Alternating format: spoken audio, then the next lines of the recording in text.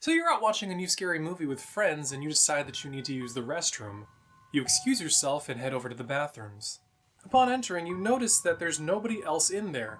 You don't see anything unusual, but you can't shake the feeling that you need to get out as fast as possible. It's not just because you're missing the movie. Something's wrong. You finish up your business and head to the sink. You run the faucet and check yourself in the mirror. There's something behind you that shouldn't be. Greetings, everyone, and welcome to the Grim Gallery.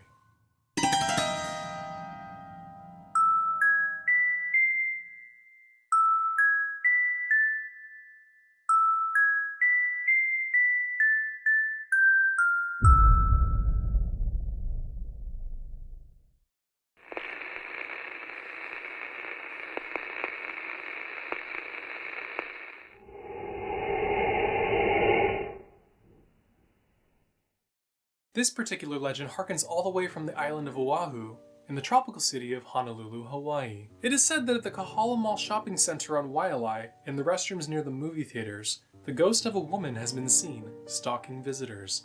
They say that if you visit the bathroom alone and stand at the sink, she will appear behind you in the mirror, combing her long hair. The most memorable of traits that this mysterious apparition possesses are its facial features, or rather, lack of any. Legend has it that the ghost that stalks these grounds has no eyes, ears, mouth, or nose. Rather, blank skin where a face should be.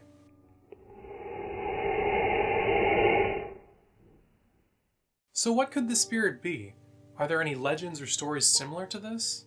There surely must be many, but two creatures specifically passed down in folklore stand out the most. And in order to analyze them, we will have to take a look into Japanese folklore. These two are the Mujina and the Noperabo. But wait, before we begin, why Japanese folklore specifically?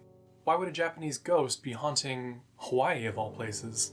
Well, it shouldn't come as a surprise that Hawaii has long been a location of great ethnic diversity. Local Japanese make up the second largest ethnic group of Hawaii, with their population peaking at 43% of Hawaii's total population during the 1920 census. Add to this the striking similarity of the local legend, and these upcoming myths.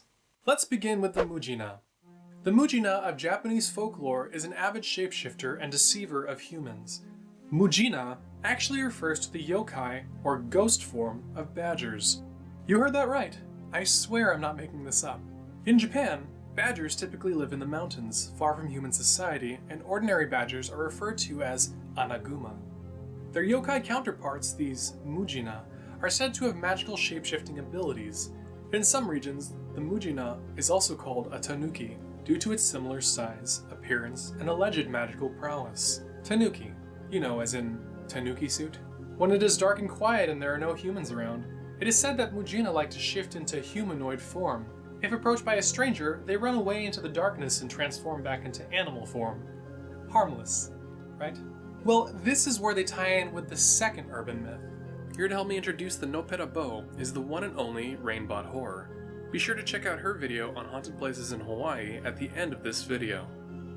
The Noperabo are an entirely separate class of yokai, again, Japanese ghosts, most notable for being faceless creatures. They appear at first as ordinary human beings, sometimes impersonating someone familiar to the victim, before causing their features to disappear, leaving a blank, smooth sheet of skin where their face should be. There are two primary stories about the Noperabo. The first one is called The Noperabo and the Koi Pond. This tale recounts a lazy fisherman who decides to fish in the imperial koi ponds near Heian-kyo Palace. Despite being warned by his wife about the pond being sacred and near a graveyard, the fisherman went anyway. On his way to the pond, he's warned by another fisherman not to go there, but he again ignores the warning. Once at the spot, he's met by a beautiful young woman who pleads with him not to fish in the pond. He ignores her, and, to his horror, she wipes off her face. Rushing home to hide, he's confronted by what seems to be his wife, who chastises him for his wickedness before wiping off her facial features as well. The second story is called The Mujina of AKASAKA Road. This is the story of a man who traveled along AKASAKA Road to Edo. He comes across a young woman in a remote location near Kunizaka Hill, crying and forlorn. After attempting to console the young woman and offer assistance, she turned to face him startling him with the blank countenance of a faceless ghost. Frightened, the man proceeded down the road for some time until he came across a soba vendor. Stopping to relax, the man told the vendor of his tale, only to recoil in horror as the soba vendor stroked his face, becoming a Noparabo himself. There are other tales about the Noparabo, from a young woman rescued from bandits by a samurai on horseback whose face disappears, to stories of nobles heading out for a tryst with one another, only to discover the courtesan is being impersonated by Noparabo. The deceptive Noparabo is said to be a favorite transformation of mischievous Mujina. So frequently are encounters with this spirit blamed on shape-shifting badgers that the Noparabo is often mistakenly referred to as a Mujina. This seems to be a popular trend in Japanese myth, as Mujina posing as Noparabo even make an appearance in the Studio Ghibli film Pompoko. So back to our story. Is it possible that this entity claimed to have been observed in the Waialae area is that of a Mujina or a Noparabo? Is it valid to suggest such a thing?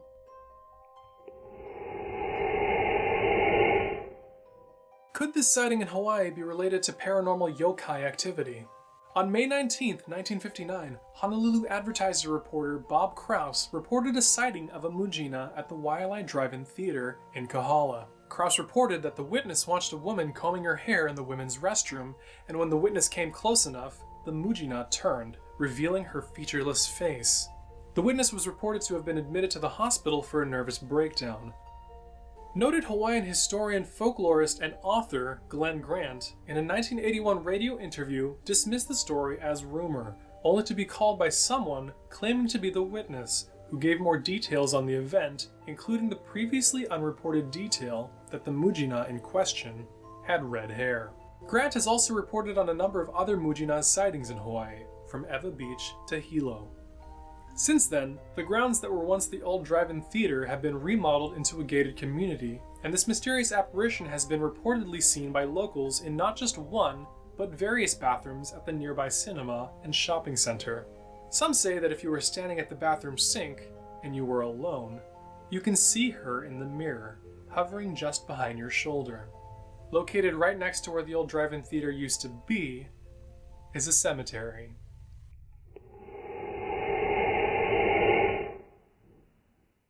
So what do you think? Are there really faceless ghosts out there haunting us? Could the faceless specter allegedly seen in Kahala be the work of a yokai?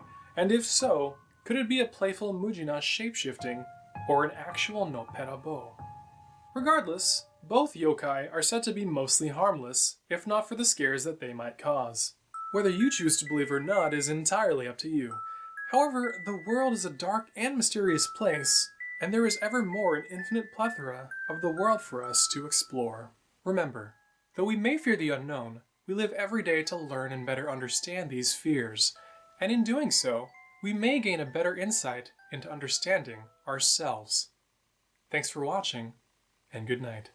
And the comment of the week goes to Twisted Legacy, who said, "I have to say, this is the first video series I've seen in a long while that is both creepy yet interesting, and I love it. I cannot wait for the next episode. Keep this up, Blue, and if possible, can you do a video on the boogeyman? I could never catch up with the concept, and I'm very interested." Now, I'm not going to make any promises, but Halloween is coming up, and the boogeyman is just, it's one of those things that I'd love to cover sometime on the Grim Gallery especially. I would just need to find the right, because the boogeyman's such a special thing, I feel like I really need to do that one justice, so it's definitely within the realm of possibility, so definitely stay tuned. Also, stay tuned till the very end of the video to catch a small hint at the next Grim Gallery subject coming out. Hey, did you like that video? If you did, be sure to let me know by hitting the like button down below. And hey, while you're at it, why not subscribe to catch more episodes of the Grim Gallery? I'd also like to give special thanks to Reignbot for helping me host this episode of the Grim Gallery and inviting me to guest speak in her video.